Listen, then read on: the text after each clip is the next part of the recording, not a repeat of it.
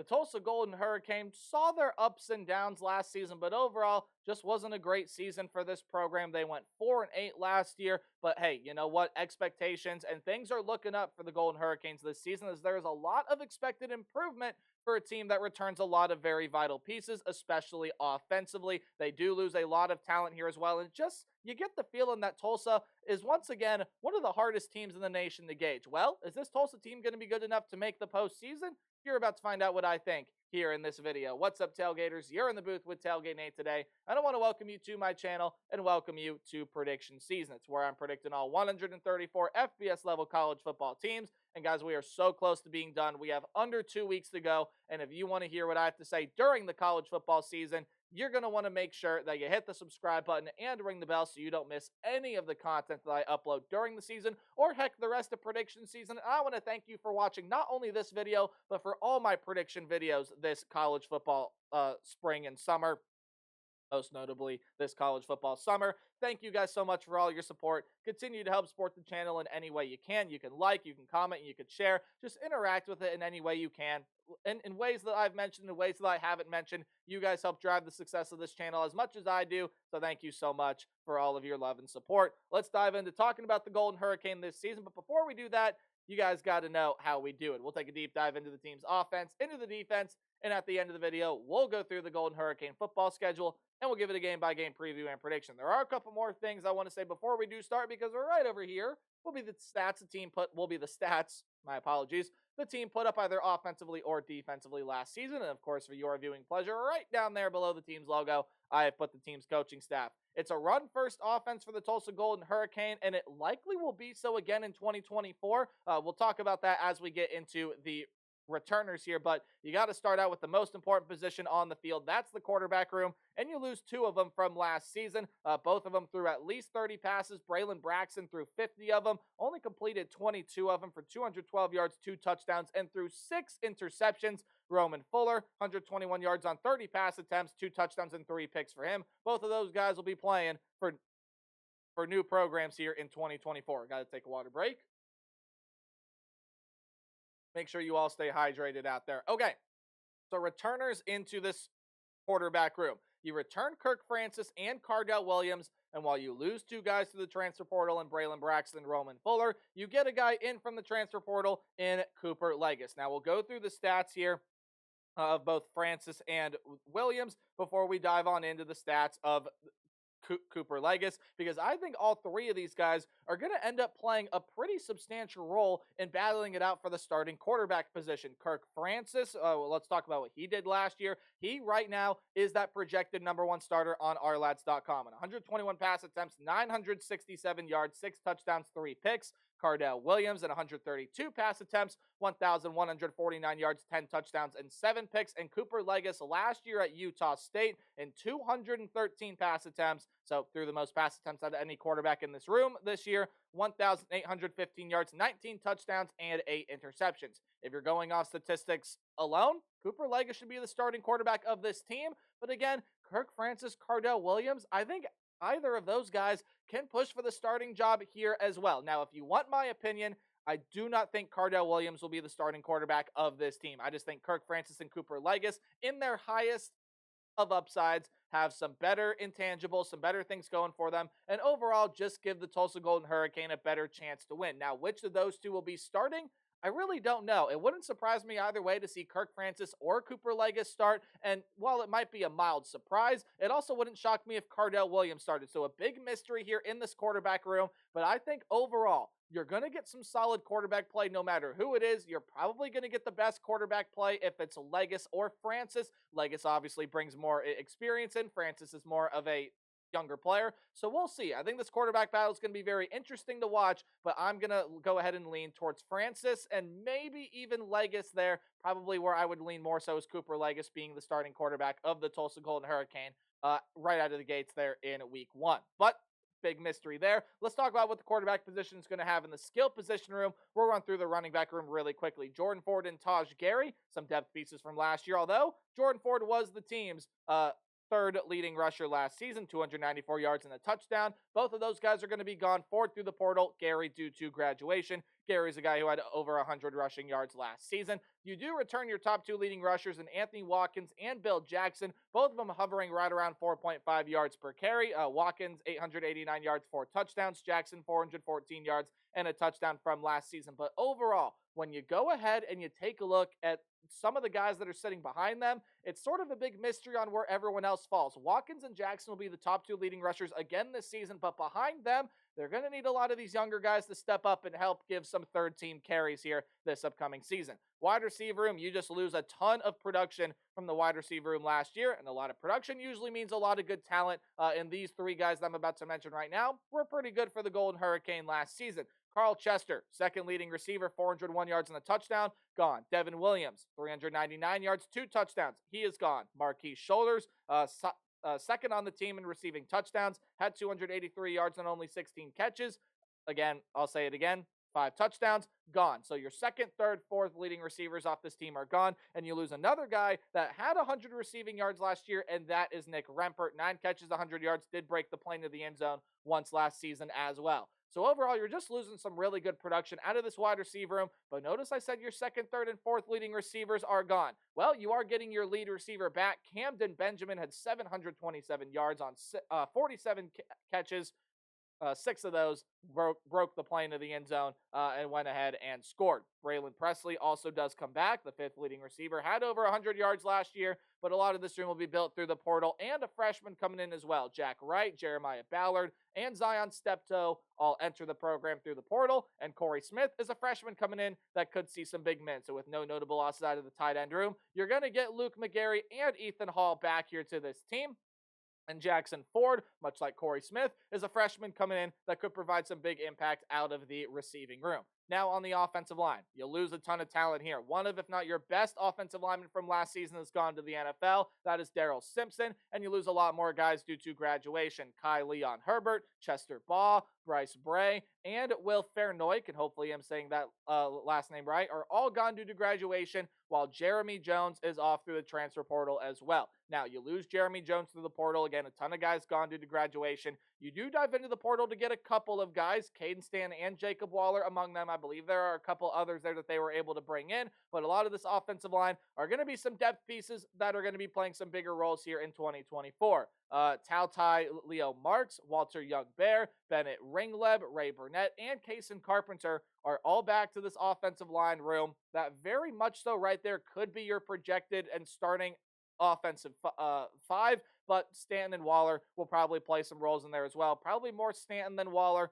will get a starting role, but nonetheless, you're looking for the offensive line to keep up what they did in the run game production last year in that run blocking, but maybe help out a little bit more in pass protection. They allowed 26 sacks last year, which, look, is not a bad number overall, but the big thing that needs to improve for this offense is 2 things. One, consistent quarterback play is the big thing.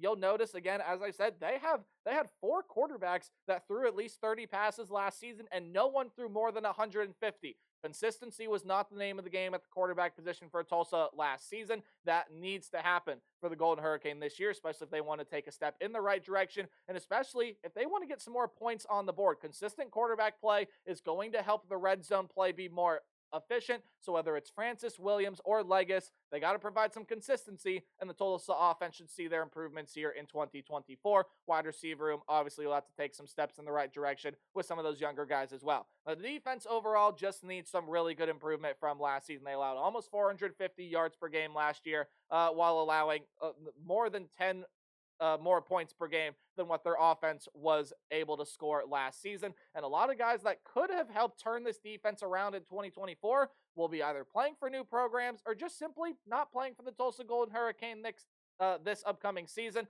Off the defensive line, there is none named bigger than Ben Kopensky. He was 4th on the team in tackles, the leading tackler among defensive linemen, who had 52 of them, and he also led the team in sacks, 8.5 of them to be specific last year. So losing that production is huge, and a lot of other guys are going to be gone as well. Joseph Anderson is also gone due to graduation, and you lose a lot more guys through the portal. Everett Rogers, Ziada Hamden, and Jaden Simon are all off playing for new programs here in 2024. So, what does that leave your defensive line with coming back here this upcoming season? Well, Owen Ostrowski, Von Roy Malone, Zach Nielsen, and Justin Lorenz will all be back here in this room. Ostrowski and Malone are the two big getbacks there. Both guys coming off the edge. 31 tackles, 4 sacks last year for Ostrowski. I believe those 4 sacks made him second on the team. Yes, they did.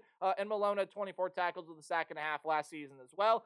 You do get back Nielsen. Lorenz played some solid minutes last year, but more names are coming in through the transfer portal as Tulsa did bring in a lot of talent there on that defensive front. You bring in Joe Jelly, Miles Jackson, and Amia Williams. Hopefully, I'm saying that first name right. Amia, however you pronounce that first name.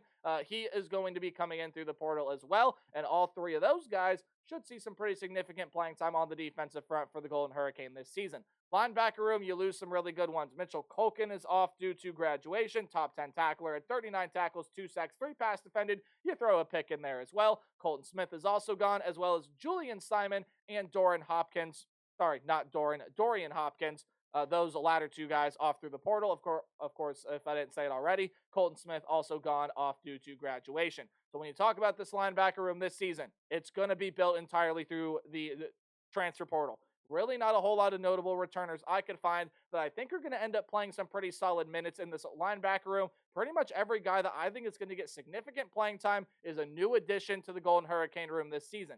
Gavin Potter, Zach Marchicelli, Chris Thompson, and Stockton Ryan, among, I believe, 1 or 2 other transfers. And yes, while there are technically some returners you could list here as well, those 4 guys I think are going to get the most playing minutes. That looks like your entire 2 deep in the linebacker room. And again, it's a linebacker room built through the portal. We'll have to see how it all gels. Defensive back room, let's talk about it. Reggie Ellis out of the cornerback room is off through the transfer portal.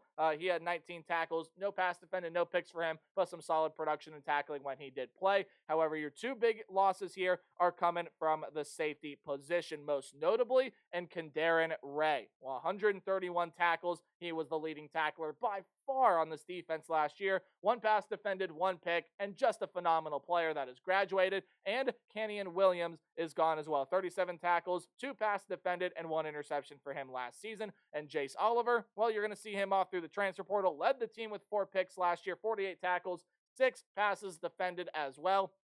And you're just losing a really solid player when Jace Oliver leaves through the transfer portal. So, okay, who comes back in this defensive back room? Well, you are returning Tyreek Carlisle, Kewan Parker, Xavier Lanier, and DeMarco Jones. That's going to be your cornerback room this season for the Tulsa Golden Hurricane, at least among the notable contributors. And here's what your safety room has. Dane Hodge, Nunu Campbell, CJ Turner, Sean O'Keefe, and Malachi Jones.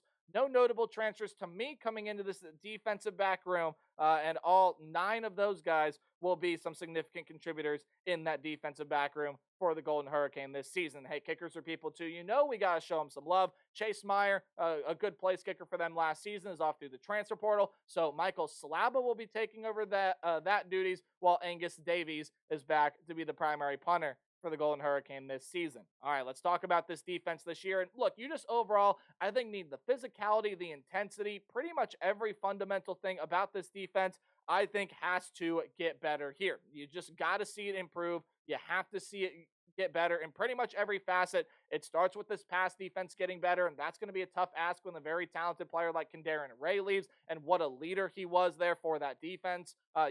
You're getting a lot of pieces from the transfer portal, and that defensive front 7 fit in, especially that linebacker room. Again, this is just what makes Tulsa such a difficult team to figure out, because if the pieces gel well, they can be really good. If they don't, well, Tulsa could disappoint even their expectations this season, but the expectation is to get to a bowl game, and this is the schedule they got to navigate to do so. Hey, any game at home is going to be underlined, while any game on the road is in italics or that slanted text. Any game you see in green is a game that I think the Golden Hurricane are going to win pretty easily, while any game in yellow is going to be a close competitive game, but hey, still see the Golden Hurricane being able to win. Any game in red is a loss, but I don't think their schedule starts out that way. I think they start out with a nice win on a Thursday game against the Northwestern State Demons. I do believe that is their nickname. If not, you can correct me in the comment section below. But nonetheless, an FCS level program that, look, probably is going to give Tulsa a pretty solid fight here, but overall, I just don't think that Northwestern State going to be able to beat Tulsa.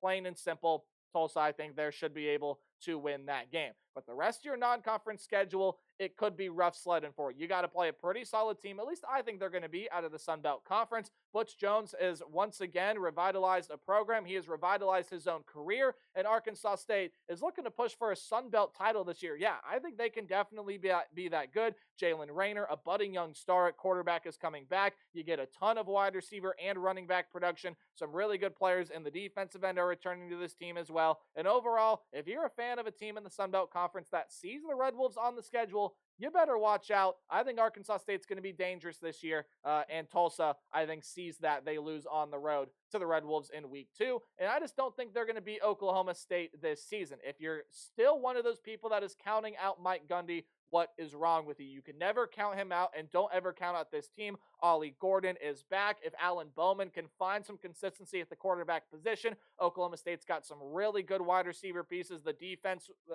yes, has struggled, but it's expected to get better this season with as much as it returns. And overall, Oklahoma State, one of the better teams in the Power 4 realm, going up against a Tulsa team that, again, hard to figure out, needs a lot of pieces to gel. Even though it's a home game, still don't see them having much success. And that Louisiana Tech game, hey, it's already going to be highlighted there in red due to the colors of Louisiana Tech, and I'm going to keep it that way. I do think that they dropped this one to the Bulldogs as they're, again, just trying to find their rhythm. Tulsa needs a lot of pieces to fit in. They need to get consistency at the quarterback position. The offensive line has got to fill in some holes. And Louisiana Tech, even though I've said before, there really probably is nothing to get too excited about here with this team. Well, they do still return some pretty solid pieces. They're getting a lot of good pieces in through the transfer portal, rebuilding that offensive line with a lot of good experienced transfers. The defense is getting a lot of depth in through the portal as well. Some really good returning pieces from last season. While it's a team that I don't overall think is going to be great this year, I think they're going to give Tulsa a good run, and I think that they're going to beat them. So Tulsa goes 1-3 through non-conference play. Their only win against an FCS level program. So now you dive on into conference play, and things do not get easier. You got to go on the road and face the North Texas Mean Green, a team that I also think could end up being fairly dangerous this year. Now, North Texas is much like Tulsa. They got a lot of position groupings that are going to be overhauled, most notably that wide receiver room, and that quarterback room is completely different, but you are getting a very talented player in Chandler Morris coming in, and I just think he's going to be the difference here. I think Chandler Morris is going to provide some pretty consistent quarterback play for the Mean Green this season, and that's something that Tulsa is going to try to find this year. I think North Texas wins that one, so the losing streak is up to 4, and I think it's going to be up to 5 here. I do think that even though this is a home game for you, a very winnable game, I think you lose this one to the Army Black Knights. Army's going to be a very physical team defensively, as they usually are yet again this season. And then when you want to talk about that offense, well, you are returning some really good offensive pieces. Quarterback back, a lot of really good pieces in the slot backs, wing backs, positions back. And Army, after changing their offensive philosophy last year,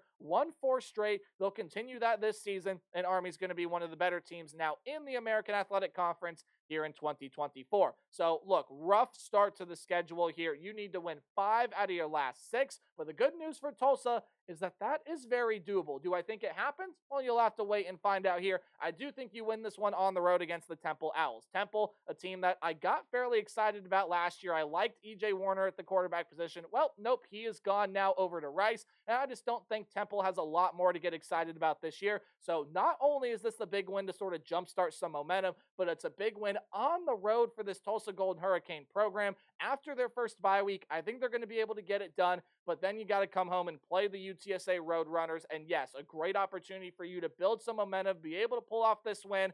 I just don't see it happening. UTSA, look, we know they lost a lot of very good talent from last year's team, most notably at the quarterback position in Frank Harris. Zachary Franklin is gone, and just a ton of offensive and defensive weapons, most notably defensively in Trey Moore. Yeah, no longer will be playing football for UTSA this season. But Jeff Traylor knows how to develop talent at an elite level. He's going to end up getting a Power 4 job at some point, guys. He's a very, very talented coach who develops talent really, really well. You have Owen McCowan here at the quarterback position, of course, son of the former NFL quarterback in Josh.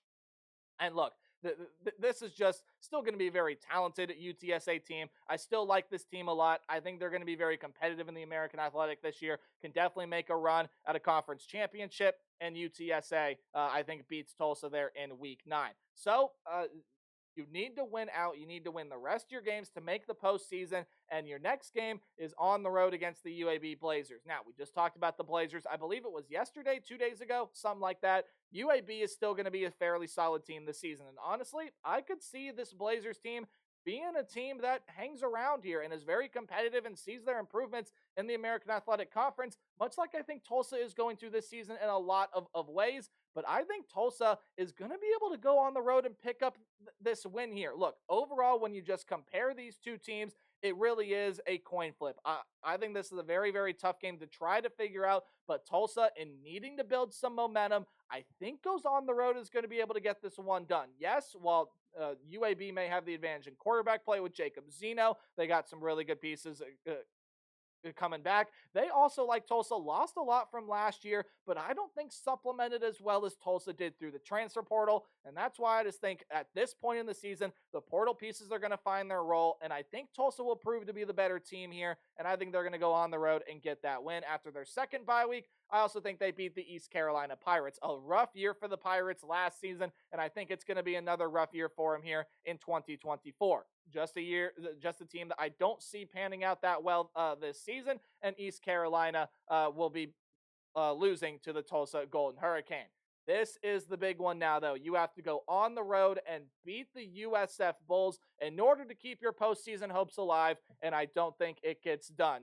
You just returned some phenomenal talent there with the USF Bulls. They're going to push for a conference title this year. They're going to be one of the better teams in this conference, and that's a loss for the Golden Hurricane. So while no postseason, they do end the season off on a strong note. Tom Herman's FAU Owls are going to be significantly better than they were last season. They're going to get some consistency, some better play out of a lot of positions. But overall, I think they see their moments where they slip up, this being one of them. So I got Tulsa improving record-wise to 5-7. Non-conference play being a big hit for them as they go 4-4 in conference. The schedule sets up nicely for them, but I do think they miss out on the postseason. Again, a lot of questions for Tulsa. How do the transfers fit? Can they get consistency out of the quarterback position? But overall, they see their improvements. They get a 1-win increase, and the postseason is absolutely possible, but I think they fall just short. Let me know what you guys think in the comment section below. Remember to play hard, but tailgate harder, and I'll see all you guys in my next video where we talk about the Old Dominion Monarchs. Goodbye.